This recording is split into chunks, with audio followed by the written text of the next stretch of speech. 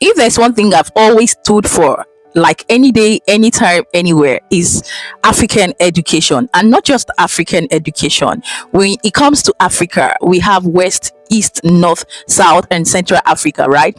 And for these regions in the continent of Africa, we have countries that have standard good quality educational system, educational standard, educational curriculum that has really ranked up there in the continent and all over the world, right?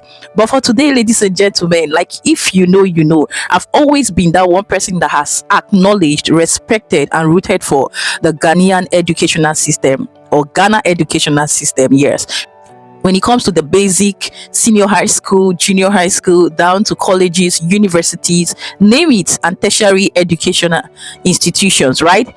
Ghana has really kept it up there, up there. But one thing I've never understood is, how is it that even the students, right, are so passionate about education?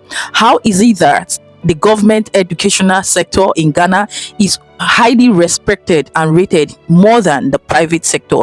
From information and research, I've come to understand that Ghanaians like really do appreciate the government and public sector.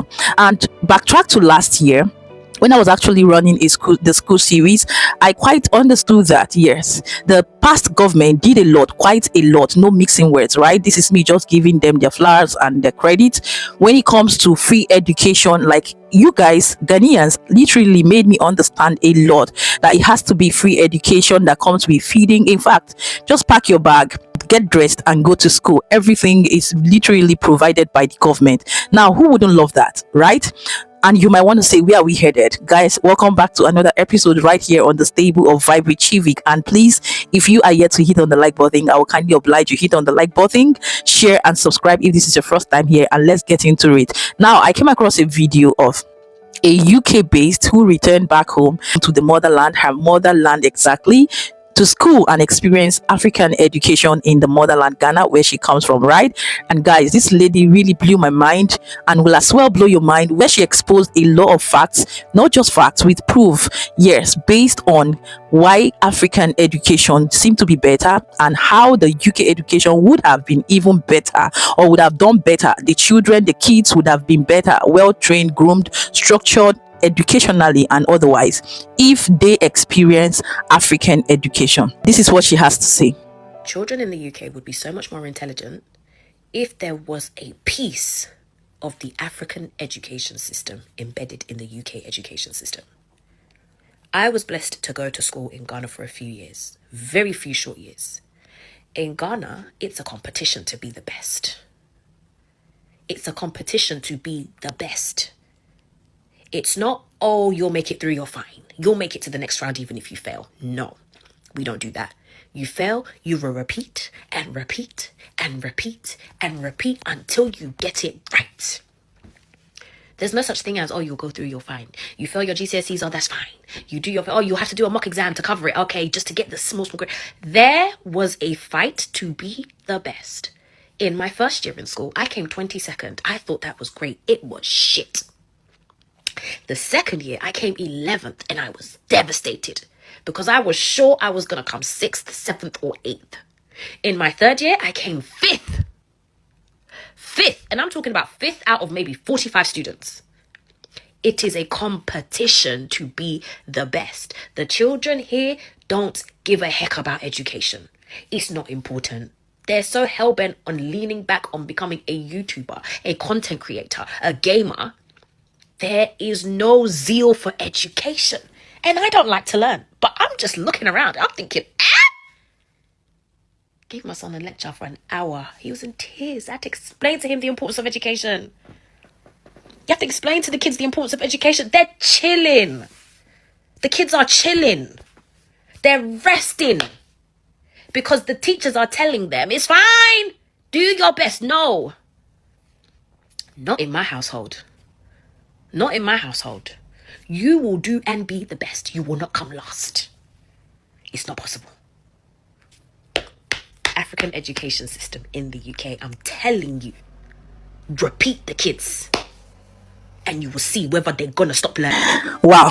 You see, like I said, I was asking a question from the beginning. Now I understand that literally it seems as though most parents or every parent from the motherland Ghana takes it very keen on their kids, their children, and their words when it comes to education. Like, it is definitely survival of the fittest. You must definitely beat the race, beat the game, and be at your A game up there. Like, no parents, I think, at the end of the day, will want their children to go to school and come back without flying colors, without, knowing exactly why they were sent to school. And I think that is somehow common with minute families when you bring it back home here in Nigeria, because it used to be like that way back, but for now I can't really tell because of how education is being neglected in my country, Nigeria. But I think and believe that it's still the same till date, even till tomorrow for Ghana, because of a truth. I know that Ghana actually holds education very keen and dear to their heart. Like, they don't worship money, don't chase money, but rather chase career, chase education that will bring wealth, not just money to them.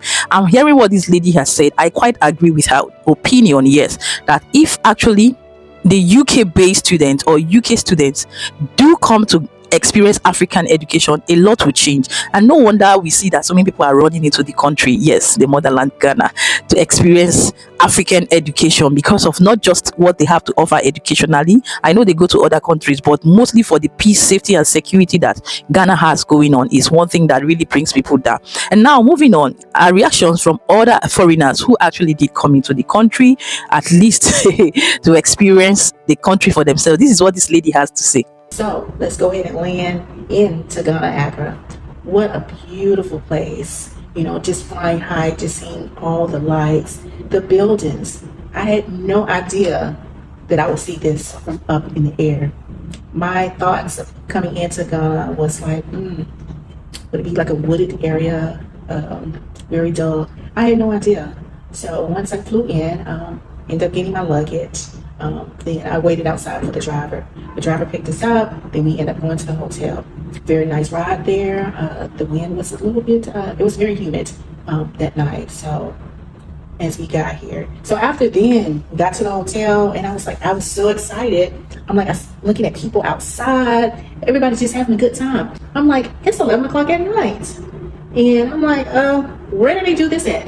On a Tuesday. They're hanging out, people walking the streets. They have vendors out there, which they call them street carts out there. People selling food. You got the clubs, lights. I mean, it was like Las Vegas. And it was so beautiful out there. I'm just seeing all the lights, the cars, and everything. I mean, just having that first night of experience. Beautiful place. People were so nice here. And that's what I was like. I was so welcoming. Like, they just took me into their arms and said, hey, they called me sister or auntie. So I met some kids, they were walking around. I mean, it was just a beautiful thing, beautiful. And I had no idea. So going in here, having no experience, not knowing what you were going to expect to get out of it. And one thing I did get out of it was love. People caring, people just being nice, being very polite. Thank you. Good morning. Good afternoon. We don't get that in the United States. We don't get that. But yes, it was just the love that they had for each other, the respect that they had for each other. Crime rate, no, I didn't see that when I was here. So people are just nice people, very helpful.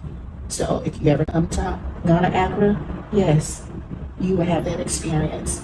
Just be very polite. And that's what I tell people. And that's what I'm going to take back from this experience. Be nice, kind, yeah. And if anything you might need, they have everything here. So you're trying to overpack your bag, don't do that. Because they have everything here. I had no idea. So I ended up overpacking. I would have brought out. Exactly. You need to come to Ghana, like you've always heard, to experience what people are saying. It's not just messaging, but reality. See, I tell people, everybody cannot just be framing up or adding up one or two. This is real and it's nothing but the truth. I absolutely agree 100% with how peaceful, how soothing, calm, relaxing, safe that the motherland Ghana is. And that's why any day, anytime, I can recommend the motherland Ghana for tourism, for schooling, for investment, name it, anything, right? Exactly. You've heard that right. And up next, definitely, guys, is what the Ghana immigration, guys. I've never come across any, like, on the media speech of the immigration officer from Nigeria. Do speak well, dress neat, look decent, even in fluent English and the broken English, guys. These Ghana immigration officers blew my mind for the male and the female based on what they had to induct us with on the know of what we as citizens, as Ghanaians, as foreigners coming in and out should know. Let me not just be the one talking. Let's take a look at that as well. Dear fellow Ghanaians, my name is ASI Elizabeth Sewa Kwating, and I'm from the Ghana Immigration Service, specifically the Migration Management Bureau, where we exist to provide you with reliable information on how you can travel safely. Now, today I'm on your screen to talk to you briefly about return and reintegration. The journey of return and reintegration after facing deportation is a transformative one, requiring support, understanding, and unity. The Ghana Immigration Service, through our sensitization expeditions, aim to shed light on this crucial process to ensure a smoother transition for our compatriots. Returning to Ghana after deportation can be a challenging one. It is essential to embrace those returning with empathy and compassion. Reintegration involves helping them rebuild their lives, finding employment, accessing healthcare, and reintegrating into their communities. Our government, with the help of various NGOs, offers support programs to assist returnees in their reintegration process. This includes vocational training, job placement services, financial guidance, and counseling to cope with the emotional and psychological aspects of returning. Together, we can foster a sense of belonging and provide opportunities for a fresh start for our fellow Ghanaians who have faced challenges of deportation. Let us stand united in creating a more inclusive and supportive society for all. They are people, let's embrace them. Now, if any of our returnees require assistance, kindly contact us on our numbers below. Safe travels and a warm welcome. My people, I greet you. It be your boy ASI Kito back on your screens again. We still there on the same educational vibes. We educate somebody, make somebody tell somebody something, make somebody no go do something, make somebody in body have make you go lock himself at the end of the day. Today the topic be document fraud. What be document fraud? Right now everybody want change the system small. I want change my date of birth. I want change my name. Charlie, we know the 90s again. We know the 21st century. Technology advanced. So if you feel say you be smart, we will smart past you. The technologies where we will get to detect all these things, you know get them. So don't go lose guard, do something where you go lock yourself in anything. If somebody assure you of some visa or something for some side, you have to be saying for do the necessary checks. The checks, you don't get those machines, you don't get a gadget, you don't get anything to take to the checks. So if you come any immigration installation, if you come the national headquarters, we get some units and they call them Migration Management Bureau. If you come there, just bring your problem. Look, we sit down, talk, know which and what they go on. We go find solution. If you catch there, whatever they inside, then go tell you. You go drop your documentation, then go watch inside. If some negativity they inside, then go make you know. If some positivity they inside, to her, amen. Nobody no want make you japa. If you go japa, if you japa through the right way, that be one our only concern. So in japa and through the right way, come the office, we could do the necessary checks. If you know if you come, the numbers there on your screen. Feel free call any of the numbers. If you pick, well, you know if you speak English, feel free. Ghana person day, Tree person day, Pidgin person day, any language they speak, somebody they go address you. So the summary of what I tell you, they say, if you go Jamie through the right way. Wow. Oh my god, oh my god. And yes, lastly guys, because I don't want this video to be too long, is one of my brother, Man is really a funny and a comic guy who did expose a lot that I didn't even know, yes, about the Ghana and the Nigeria president. Let's take a look at that as well. President of Nigeria and the former president of Ghana have the same birthday date. Yes, 29th of March. But one is 73 years old and the other one is 81. Guess who is 81? It's Nana. Nana Akufo-Addo is 81. Meanwhile, Tinubu is 73. Is God not wonderful? What God cannot do does not exist. Tinubu is 73. Nana Akufo-Addo is 81. Meanwhile, Nana Akufo-Addo can play football, at least can run around. And Bulaba, which is Tinubu, cannot even move his leg. But he is 73. I don't understand. It looks like Ghana and Nigeria are using different calendar. Because I don't understand why Nana Akufo-Addo will be 81 looking like that. And Tinubu is 73 looking like that. I think Nigeria age faster than the Ghanaians. Because if our president is 73 and he's looking this old, and Nana Akufo-Addo, who is a Ghanaian, is 81 and he's looking this young, that means Nigeria age faster than the Ghanaians. I think it's high time we Nigerians ask Ghanaians what are they eating, that they are looking younger than their age. Because me, I don't understand it. Indeed, what Nigeria cannot do does not exist. As the day breaks, they are new every morning. New. As you wake up this morning, you will experience a different thing from what you experienced yesterday. Like what he depicts and literally means is that the lies and deceit in how Nigerians behave and act, even as president. Oh my God. Imagine a Nigerian president saying that he's 73, like, and Ghanaian president, the past president, who is 81, right, is still strong, hale, and hearty. Now, who is deceiving who? Who is fooling who? Allegedly, right? No people by mouth to hear about, guys. It is what it is because it is so glaring and obvious that it's all lies. We all know where the president has been on the bad record with his forgery, lies, deceit. Let's not even go into that because almost all Nigerian citizens are so crooked, dubious, and filled with lies when it comes to their identity, their character, their behavior, and so on and so forth. And that's why my brother Chimdi has this to say. Let's hear him and we'll conclude. Nigerians, come and see. Ghana has resolved a thing that most countries in the world could not resolve. Ghanaians, Jesus Christ. Let me tell you something. Ghana is the most peaceful country in the whole world. I don't care what statistics says. By this, Ghana is the most peaceful country in the whole world.